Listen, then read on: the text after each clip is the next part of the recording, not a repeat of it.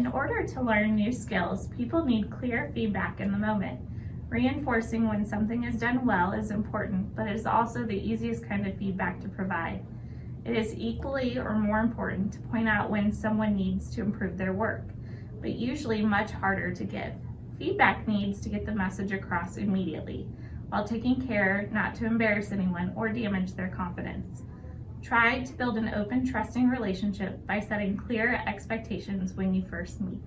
James, so one of the expectations as your preceptor is to give you feedback every single shift. So just know that I'll always do that privately unless we are in a patient's room, and due to patient safety, I need to say something in that moment. But I also want you to feel comfortable giving me feedback as well. Well, great. Thanks a lot, Kim. I really look forward to working with you. Use the STAR method to communicate your feedback clearly. ST and STAR stands for situation. They must know what specific patient, place, or time you are referring to. A stands for action. What behavior or skill do they need to improve? And R is for result. What is the negative effect of how they do things now? Using this simple framework in a calm, caring manner will convey the importance of your message. Then you can describe the alternative action and why they will lead to a better result. Okay, we'll be back in a couple minutes, Ms. Jones. James, do you really think that we'll be back in a couple minutes? Well, we've got to go check on 3 other patients, and then I need to call our doctor. Yeah, probably not. Yeah, you're right. So for us, we're busy, so time goes by really quickly. For the patients, it doesn't. So when you tell them you'll be back in a couple minutes, it really sets them up to be disappointed and then lose trust in you. That's a good point. I'm going to go fix that right now.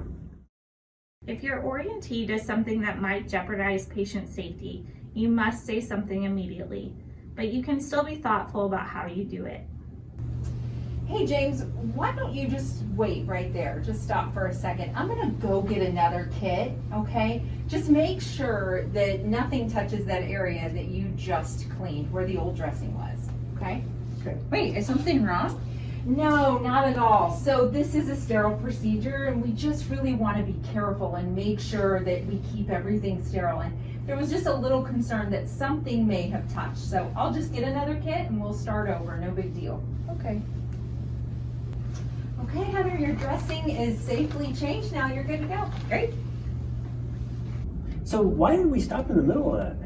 So in the beginning, James, when you were doing Heather's dressing change, I noticed that you touched her gown and then went back into your sterile field.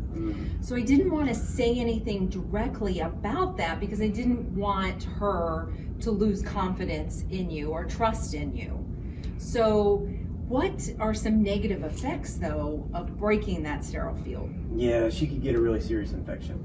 Right, she could. So in the future, what could you do to prevent that from happening when you're working on your own?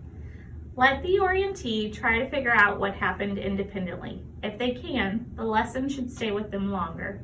But if not, make sure to clearly explain what happened and how to do it correctly the next time.